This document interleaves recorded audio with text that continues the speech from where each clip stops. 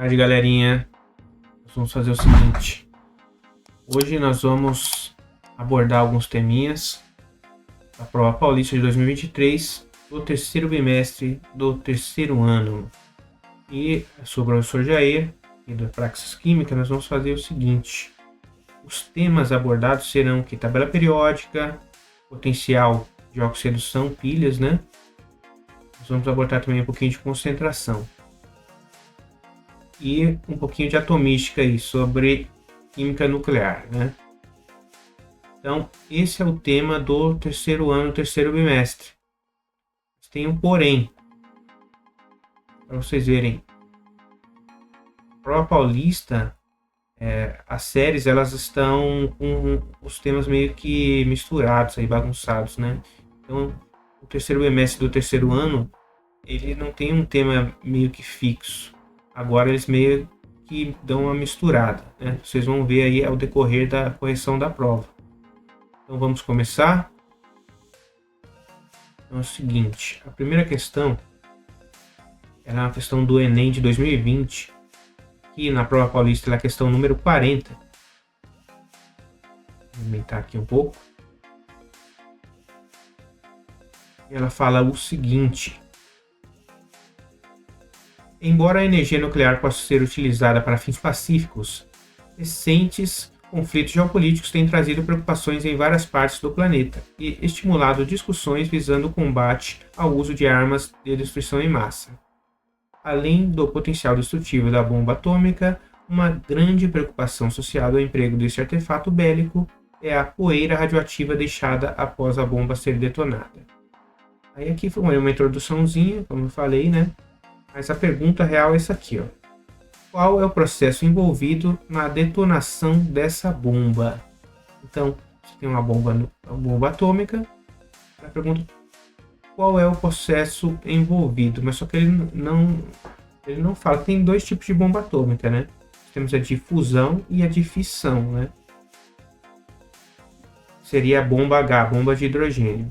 Mas aqui, pelo jeito, ele está falando da bomba atômica de fissão nuclear. Bomba de urânio, né? Urânio, plutônio. Então vamos ver as alternativas aqui. Fissão nuclear do urânio provocada por nêutrons. Primeiro vamos entender o que é fissão nuclear. Fissão nuclear está esquematizada aqui por essa figura, meus queridos. Onde é o seguinte. Onde o núcleo do átomo radioativo, caso do urânio, ele é bombardeado com partículas de nêutron. Tá? Isso faz com que o átomo se divida, e ele libere mais nêutrons que vão atingir outros átomos, que vão se partir, que vão liberar mais nêutrons, que vão atingir outros átomos, e nessa, vamos dizer assim, fissão, nessa quebra dos átomos que é bombardeada por nêutrons, a liberação de energia. E como cada átomo que é atingido libera mais de um nêutron, vai atingir outros átomos que liberam mais de um nêutron, tal, desencadeia o que a gente chama de reação em cadeia. Isso é exponencial, então libera muita energia de uma forma muito rápida, né? Então, esse é o princípio de ativação de uma bomba atômica, de fissão nuclear, tá? De fusão nuclear, você tem que detonar uma bomba de fissão para detonar uma bomba de fusão. Olha que energia absurda que tem que ser empregada nisso, tá? É o seguinte. As alternativas aqui estão relacionadas à bomba de fissão. A primeira está certa. Fissão nuclear do urânio provocada por nêutrons. Está correta. A gente pode marcar aqui, alternativa A. Mas as outras alternativas é o seguinte, ó, fusão nuclear do hidrogênio provocada por prótons. Não é provocada por prótons. Como eu falei, tem que explodir uma bomba nuclear de fissão para fazer a fusão do hidrogênio numa bomba de hidrogênio. E C, desintegração nuclear do plutônio provocada por elétrons. Sem chance, né? Associação em cadeia de chumbo provocada por pósitrons. Também não. Decaimento radioativo do carbono provocado por partículas beta. Tem chance. Então, partículas alfa e beta, meus queridos, elas são partículas que possuem carga elétrica, né? Então, nunca elas iriam, nem teriam força suficiente para romper um núcleo, né? Somente pela própria carga de uma partícula alfa, o próprio núcleo repeleria essa partícula, né? O núcleo também tem carga positiva, assim como uma partícula alfa. Então, sem chance. Isso tem que ser uma partícula neutra, né? Vamos para a próxima questão. Minimizei para a placa de captura.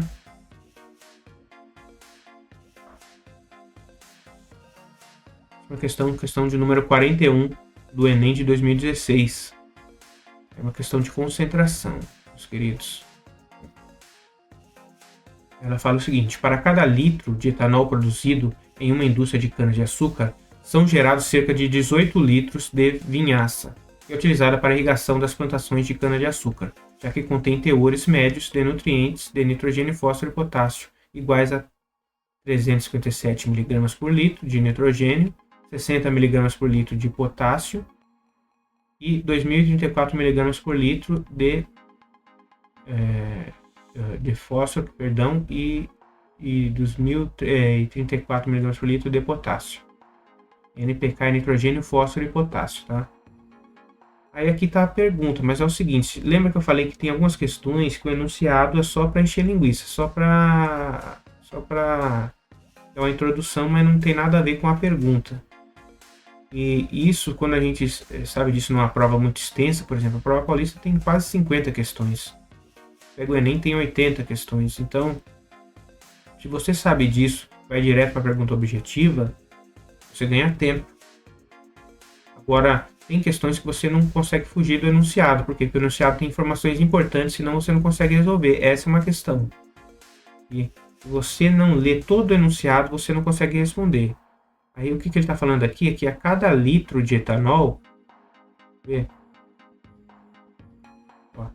cada 1 litro de etanol, eu tenho 18 litros de vinhaça. Essa vinhaça aqui é um subproduto, né? Então eu tenho a parte de fermentação do etanol, da garapa, tal, aquela coisa toda, extrai o etanol. Só que eu tenho a vinhaça sendo produzida também. Só que ela pode ser reaproveitada como fertilizante, irrigando as plantações, porque tem esses nutrientes, nitrogênio, fósforo e potássio. Aí, perdão, gente. Aí o que a gente faz? A gente faz o seguinte. Primeira coisa, ele fala aqui que na produção de 27 mil litros de etanol, então eu coloco aqui, 27 mil litros de etanol, eu tenho que descobrir quanto de vinhaça que é produzido. Aí eu vou multiplicar o 27 mil por 18, e vai dar 486 mil litros.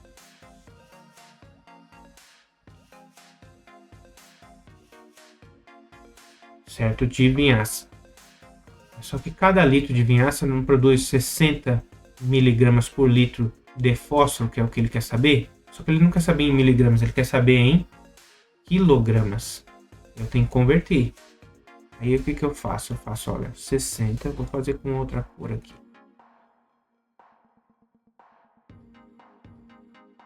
Faço o seguinte, 60 vezes 10 a menos 6. Isso daqui, 10 a menos 6, é eu convertendo miligramas para quilogramas, tá? Então é o seguinte, quilogramas. Quilo de... Isso aqui é 60 vezes 10 a menos 6 ou 6 vezes 10 a menos 5, a mesma coisa, né? Aí o que eu faço? Eu multiplico isso aqui vezes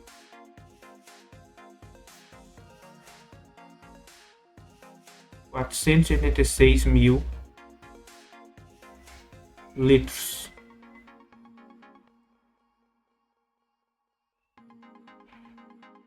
Isso aqui vai me dar vezes 6 vezes 10 elevado a menos 6 menos 5.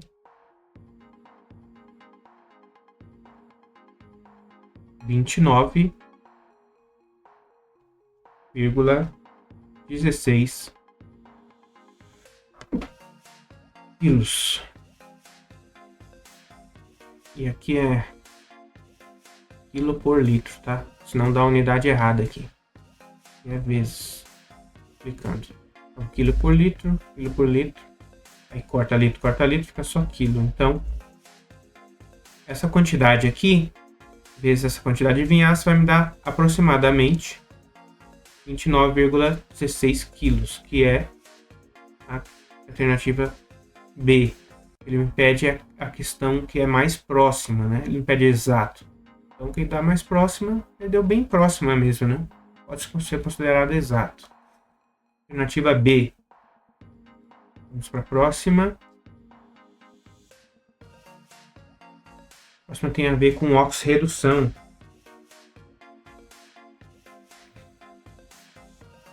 Questão de número 42 da prova paulista. O Enem de 2020. Os tanques de armazenamento de gasolina podem, com o tempo, sofrer processos oxidativos, resultando na contaminação do combustível e do solo à sua volta. Uma forma de evitar tais problemas econômicos e ambientais é utilizar preferencialmente metais de sacrifício, protegendo os tanques de armazenamento. Suponha que seja necessário usar um metal de sacrifício em um tanque de aço. Liga de ferro-carbono, considere as semi-reações de redução e seus respectivos potenciais padrão. Certo? O que isso tem a ver? Quer ver? Vamos colocar isso aqui na internet. Metal de sacrifício em navio, por exemplo. Imagens. Tá vendo essas imagens aqui? Eu tenho o casco do navio. Tá vendo esses metais aqui colocados na chapa aqui do navio?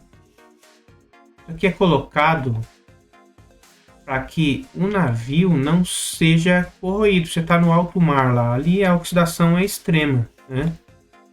Aí, para o navio não enferrujar, não ficar igual esse aqui, ó. Esse aqui do lado, aqui em cima da minha cabeça aqui. Eles colocam esse metal de sacrifício e ele vai oxidar antes do aço. Aí, como ele vai oxidar antes, de tempos em tempos eu tenho que trocar essas plaquinhas. Vou trocar essas plaquinhas aqui com um metal que seja oxidado antes do aço. É o que a gente chama de metal de sacrifício. Ele vai se sacrificar no lugar do material que a gente quer preservar, tá?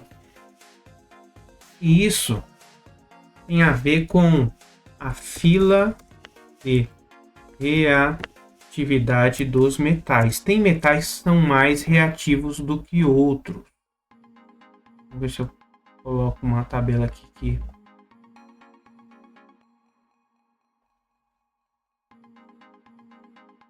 Vamos ver se tem alguma tabela. Aqui, ó. Tá vendo essa fila aqui de reatividade dos metais? Eu tenho aqui os metais alcalinos, são bem reativos. Se eu jogo em água aqui, eles reagem fortemente, né? Tem várias reações aí na internet, você coloca aí, vocês veem. Os outros metais. E tem aqui o hidrogênio aqui, que é utilizado como padrão a reatividade. E depois os metais nobres, que são pouco reativos, né? O ouro, a prata, o mercúrio, o cobre e tal, eles reagem pouco. E quando você quer preservar um metal, por exemplo, o ferro, você tem que colocar um metal que seja mais reativo do que o ferro. Se você colocar um metal que for menos reativo, o ferro vai reagir primeiro. Tá? No caso aqui da questão, eu tenho os potenciais de redução.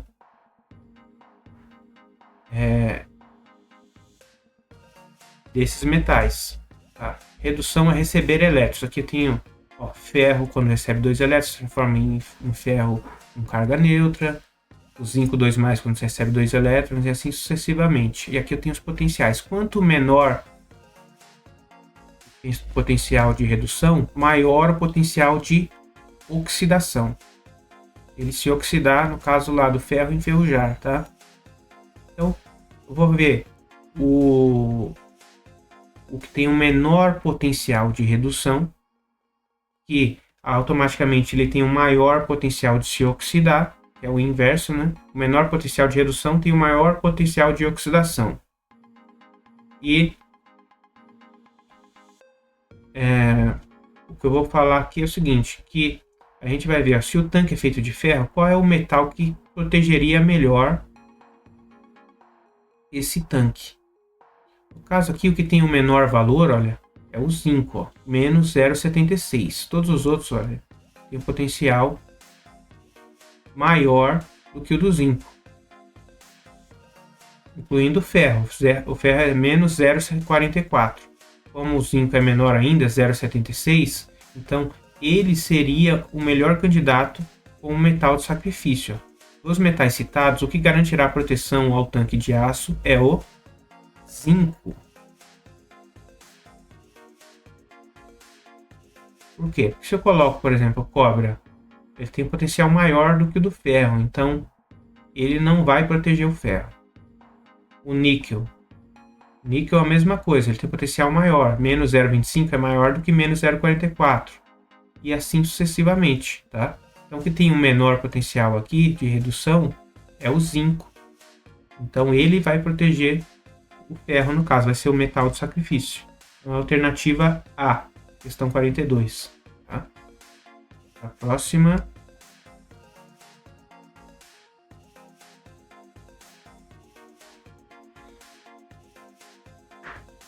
Questão de número 43. O manejo adequado do solo possibilita a manutenção de sua fertilidade, à medida que as trocas de nutrientes entre matéria orgânica, água, solo e ar são mantidas para garantir a produção. Algumas espécies iônicas de alumínio são tóxicas, não só para a planta, mas para muitos organismos, como as baterias responsáveis pelas transformações no ciclo do nitrogênio. As bactérias, perdão. O alumínio danifica as membranas das células das raízes e restringe a expansão de suas paredes. Com isso, a planta não cresce adequadamente. Para promover benefícios para a produção agrícola, é recomendada a remediação do solo utilizando calcário. Perdão. Essa remediação promove no solo A. Nós temos as alternativas aqui da questão de número 43. Tá? Primeira coisa, vamos entender o que acontece. Ele quer aqui remover o alumínio do solo. Né? Aí teria uma espécie química. Espécie química, meu querido, é justamente a substância que está ali, né? Só que ela pode estar na forma iônica ou na forma neutra ou na forma de um outro composto. Então, espécie química é em qual forma esse átomo, que esse elemento está na natureza. Então, ele falou o seguinte, que o alumínio, a espécie alumínio, Al,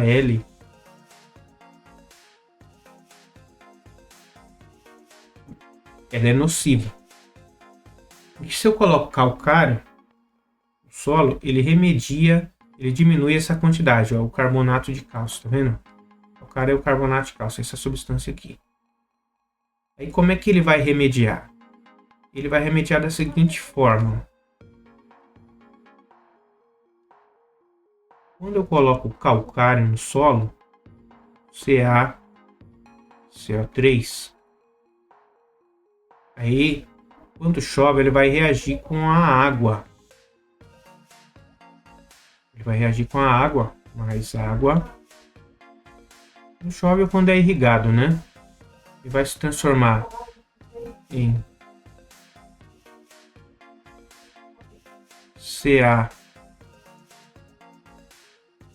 CaOH.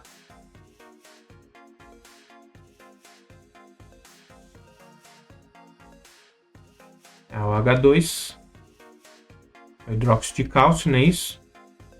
E vai se transformar em HCO3,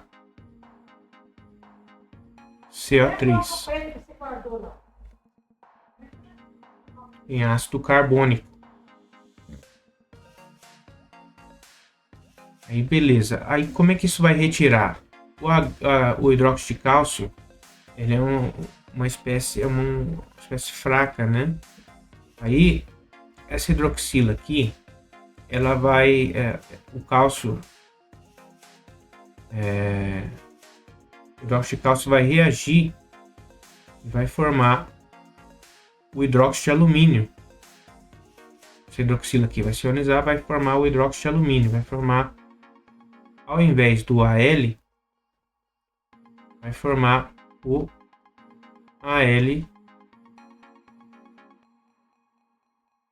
AlOH2, o hidróxido de alumínio, removendo a espécie química alumínio. Ele vai estar numa substância aqui composta aqui, hidróxido de alumínio, diminuindo a quantidade de alumínio metálico no solo.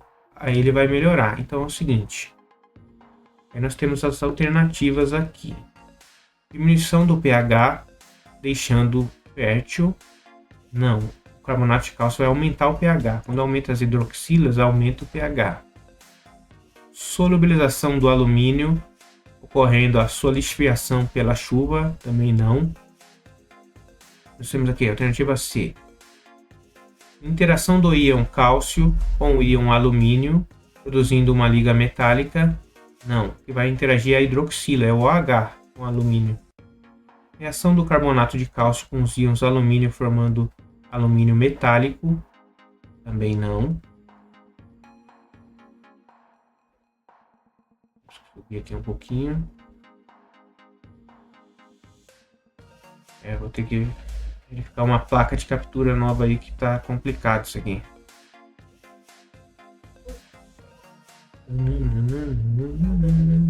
Aí. Aumento da alcalinidade. Sim, quando eu coloco o carbonato de cálcio, aumenta a alcalinidade, tornando os íons alumínios menos disponíveis. Perfeito. Por quê? Porque quanto mais alcalino, mais o alumínio vai reagir, formando o hidróxido de alumínio, diminuindo a quantidade de alumínio metálico, que é prejudicial aí para o crescimento das plantas. Então, a alternativa E. Perfeito. Agora vamos para a questão de número 44 do Enem 2017. O Conselho Nacional de Meio Ambiente, CONAMA, estabelece os limites máximos de chumbo.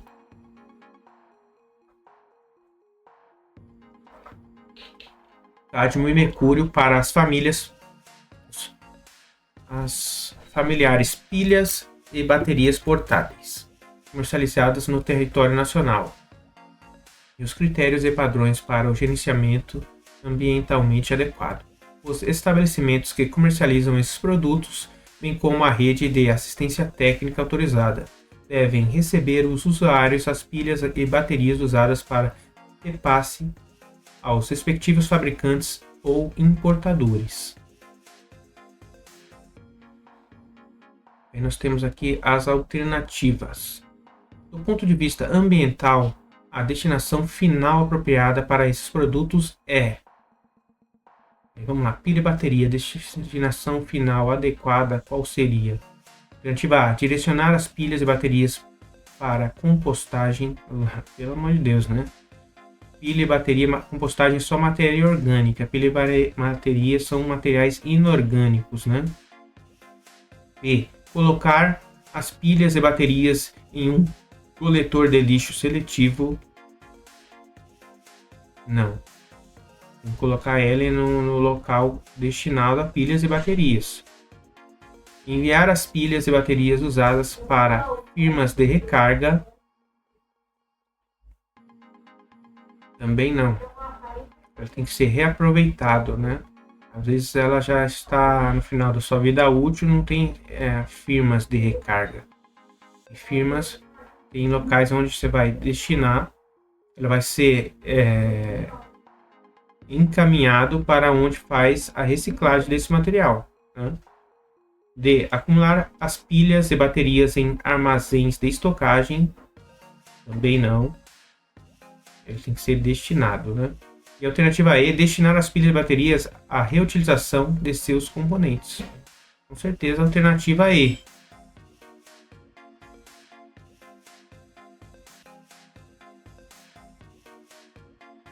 Na mitologia grega, Nióbia era filha de Tântalo, dois personagens conhecidos pelo sofrimento. O elemento químico de número atômico Z igual a 41 tem propriedades químicas e físicas tão parecidas com as do elemento de número 73 que chegaram a ser confundidos.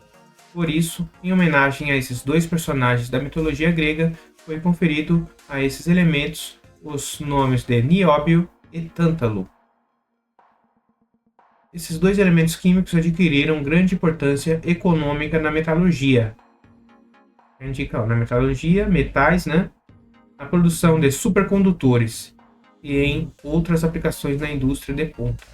Exatamente pelas propriedades químicas e físicas comuns aos dois. Aí ele pergunta: a importância econômica e tecnológica desses elementos, pela similaridade de suas propriedades químicas e físicas, deve-se a... Aí a alternativa A. Tanto, meus queridos, que aqui, ó, olha a tabela periódica aqui, que maravilha. Aí nós temos aqui, ó, nióbio e tântalo. Eles são metais de transição, aqui na tabela periódica. Tá, mas e daí? Daí que é o seguinte. Quando você tem elementos químicos que estão organizados lá na mesma coluna, a gente chama isso de grupo, né, ou família. Eles têm a mesma característica química, né? Propriedades semelhantes, né? Estão organizadas ali justamente por ter essas características semelhantes, né? E por que a tabela periódica? Porque de tempos em tempos, olha, do 41 até o 73, está vendo que tem vários outros elementos que estão entre eles, até chegar no 73? Só que passou-se tudo isso e se repetiu de novo propriedades semelhantes. Então, de tempos em tempos, essas propriedades se repetem. Por isso que é periódica, né? Então, nós temos as alternativas, ó. Terem elétrons no subnível F. Não. E vamos pegar aqui, ó, blocos da tabela periódica. Tá vendo aqui? Olha lá. S, P, D e F. Bloco F, meus queridos, ele está aqui embaixo, deslocado. Ele está nos metais de transição externa, né? Metais de transição interna, metais de transição externa, interna, perdão, é o contrário. Aí, eles estão no bloco F, eles, na realidade, o nióbio e o tântalo estão no bloco D. Então, essa primeira não é. Serem elementos de transição interna, não, são elementos de transição externa. Vamos rever aqui rapidinho. Deixa eu ver que tá. Tá aqui. Beleza, ó. Transição interna, bloco F, transição externa, bloco D. Tá? Então, vamos voltar lá. Pertencer ao mesmo grupo da tabela periódica. Olha, eles pertencem ao mesmo grupo, como eu falei, né? Vamos voltar aqui. Eu falei, quando você tem os elementos nióbio, tântalo. Quando você tem os elementos na mesma coluna da tabela periódica, eles estão no mesmo grupo.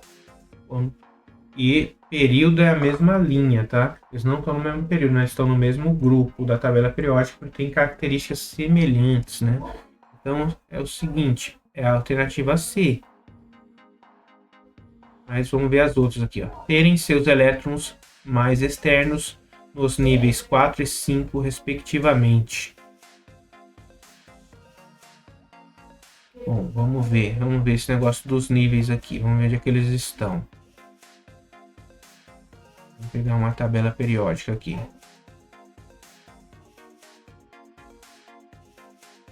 Nível ou período, meus queridos, olha.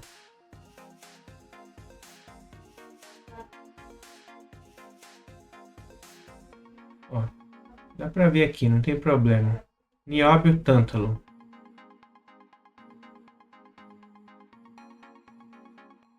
Ó, nióbio, tântalo. Aí nós temos primeiro nível da tabela periódica, segundo, terceiro, quarto, quinto, aí vem o nióbio, e sexto vem o tântalo. Então ele não tá no esse que ele falou, não.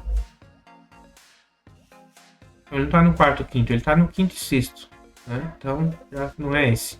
Estarem localizados na família dos alcalinos terrosos e alcalinos, respectivamente. Não, eles são metais de transição. Eles estão bem no meio. Alcalinos são esses da primeira coluna aqui, ó. E alcalinos terrosos é o da segunda coluna. Eles estão aqui, ó. Perdão. Então aqui, ó. Nióbio e tântalo. Nióbio e tântalo. Então, alternativa C. Tá? Alternativa C, não tem o que fazer. E vamos ver se eu marquei aqui, que eu não lembro se eu marquei.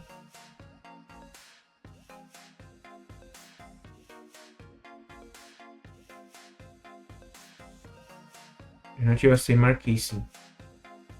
Então, estamos por aqui, meus queridinhos, com essa correção.